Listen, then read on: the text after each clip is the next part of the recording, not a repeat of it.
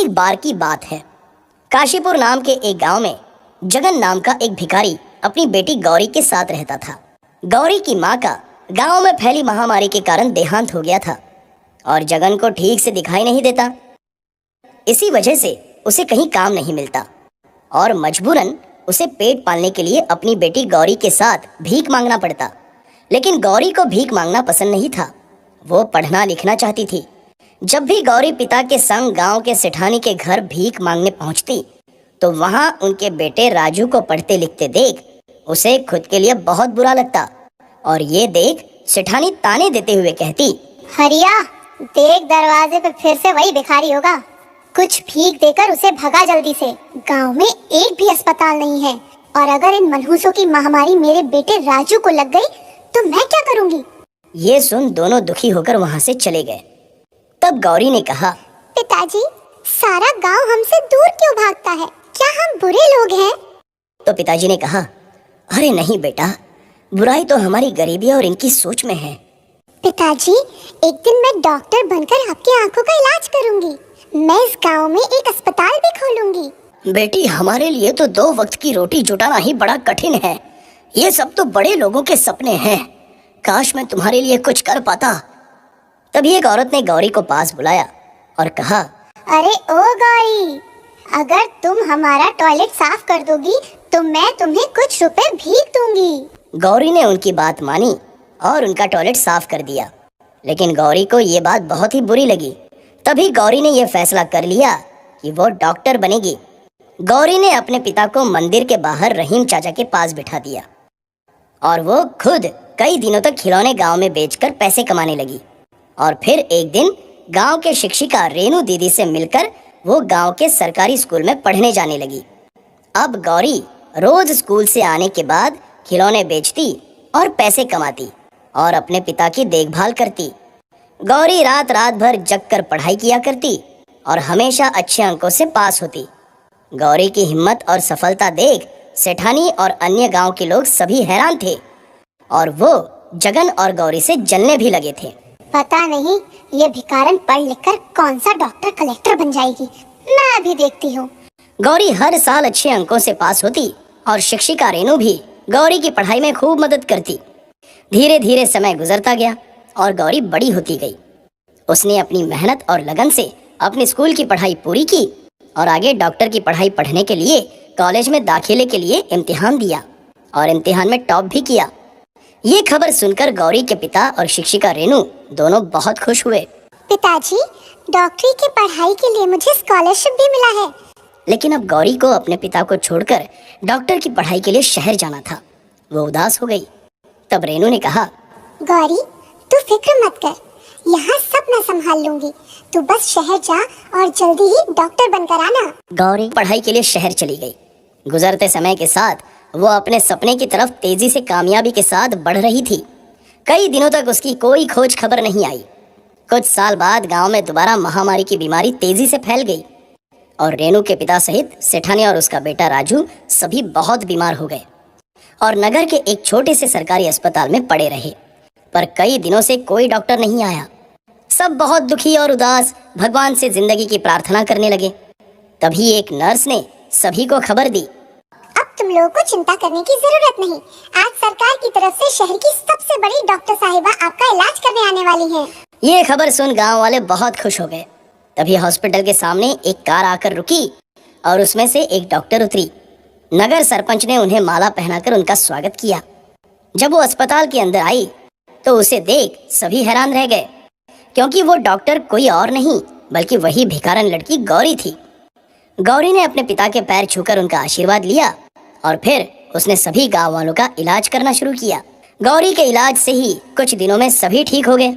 गौरी ने अपने पिता की आंखों का ऑपरेशन करवाकर उनकी रोशनी भी वापस लाई। गौरी की मेहनत, लगन और सफलता की वजह से एक बार फिर सारा गांव महामारी से पूरी तरह मुक्त हो गया और सेठानी सहित बाकी गांव वालों को अपनी गलती का एहसास हो गया। वो सभी गौरी को फूल मालाओं का हार पहनाकर उसके नाम का जय जयकार करने लगे और ये देख गौरी के पिता का सीना गर्व से चौड़ा हो गया। तो बच्चों, इस कहानी से हमें ये सीख मिलती है कि अगर गौरी की तरह मेहनत, लगन और दृढ़ निश्चय से किसी काम को किया जाए तो उसमें हमें कामयाबी जरूर मिलती है। बरसों पहले की बात है। गर्मियों के दिन चल रहे थे। एक गांव में चुन्नूलाल नाम का एक व्यापारी रहता था। वो उसकी धर्मपत्नी और बेटे के साथ रहता था। पत्नी का नाम चुन्नी देवी था और बच्चे का नाम गोलू था। गोलू सच में गोलू था, बोले तो मोटू था। माँ चुन्नी देवी के लाड़ प्यार से वो आलसी बन गया था।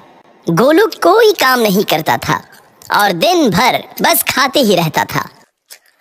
गोलू को घर से बाहर जाने की भी जरूरत नहीं थी, सब कुछ जगह पर ही मिल जाता था। माँ के लाड़ प्यार से वो मोटा बन गया था। कुछ दिन सब कुछ अच्छा चल रहा था, पर एक दिन गोलू बीमार पड़ गया। चुन्नीलाल सेठ ने बहुत से वैद्यों को बुलाकर गोलू का इलाज करवाया, पर कोई फायदा नहीं हुआ। एक दिन उनके घर के सामने से एक फकीर बाबा गुजर रहे थे। वो बहुत ही ज्ञानी थे। चुन्नीलाल ने उनको घर में बुलाया और बेटे की बीमारी के बारे में बताया। फकीर बाबा, ये देखो मेरे बेटे को क्या हुआ है, समझ में नहीं आ रहा। चुन्नीलाल बोला। इस पर फकीर बाबा बोले, घबराओ मत, तुम्हारे बेटे को कुछ खास नहीं हुआ है, वो जल्द ही अच्छा हो जाएगा। लेकिन कैसे बाबा? चुन्नीलाल सेठ ने पूछा। इस पर फकीर बाबा ने पूछा, तुम्हारा बेटा काम क्या करता है घर में? चुन्नीलाल सेठ बोले, कुछ भी काम नहीं करता, बस दिन भर खाता रहता है।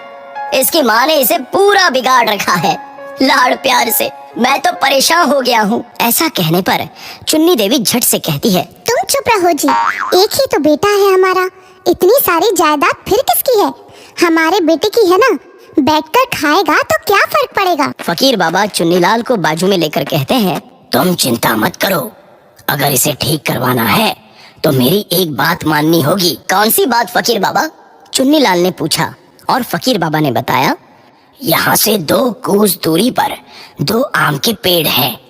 उस पेड़ को जादुई आम आते हैं। एक पेड़ को कच्चे आम है तो दूसरे पेड़ को पके हुए आम। तुम तुम्हारे बेटे और पत्नी को हर रोज सुबह होने से पहले पैदल भेजकर वो जादुई आम तोड़कर लाने को कहना है। कच्चे आम तुम्हारी पत्नी लाएगी और पके हुए आम तुम्हारा बेटा गोलू लाएगा। बस इतनी सी बात? चुन्नीलाल ने पूछा। रुको, एक और बात, पका हुआ एक आम ही गोलू ने रोज घर आकर ही चूसना है और तुम्हारी पत्नी को बस रोज 5 कच्चे आम ही साथ में घर लाने हैं। ऐसा कहकर फकीर बाबा वहाँ से चले गए। अगले दिन सुबह होते ही गोलू और उसकी माँ चुन्नी देवी घर से बाहर निकले। ओहो माँ, मुझे चलना बहुत मुश्किल लग रहा है। गोलू ने माँ से कहा।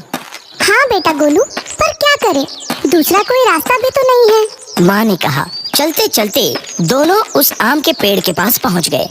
चुन्नी देवी ने 5 कच्चे आम तोड़े तो गोलू ने एक ही आम तोड़ा, तो तभी एक कुत्ता उनके पीछे पड़ गया। वो दोनों दौड़ने लगे, कभी गोलू आगे तो कभी माँ आगे, और कुत्ता हमेशा पीछे दौड़ता रहता। फिर दौड़ते दौड़ते वो घर लौटे। गोलू ने पका हुआ आम चूसा तो माँ ने वो 5 कच्चे आम पानी में रख दिए ताकि खराब न हो। इस तरह गोलू और चुन्नी देवी हर रोज उस आम के पेड़ के पास जाते और आम तोड़कर घर लाते। ऐसा उन्होंने 2 हफ्तों तक किया। अब गोलू दौड़ते दौड़ते आम के पेड़ के पास जाता तो चुन्नी देवी भी जोर से चलती। ऐसा करने से गोलू का मोटापा कम हुआ और वो बीमारी से ठीक हो गया। चुन्नी देवी भी अच्छा महसूस करने लगी। फिर चुन्नी देवी ने उस कच्चे आम का अचार बनाया। तभी फकीर बाबा उधर से गुजर रहे थे। चुन्नीलाल ने उन्हें बुलाया और कहा, फकीर बाबा, आपने तो चमत्कार कर दिया।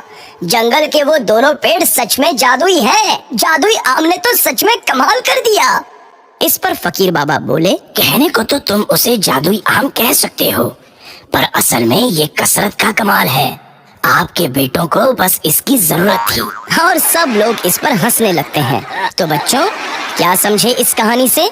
दुनिया में जादू है या नहीं ये तो पता नहीं, पर कसरत करने से जरूर लाभ मिलता है।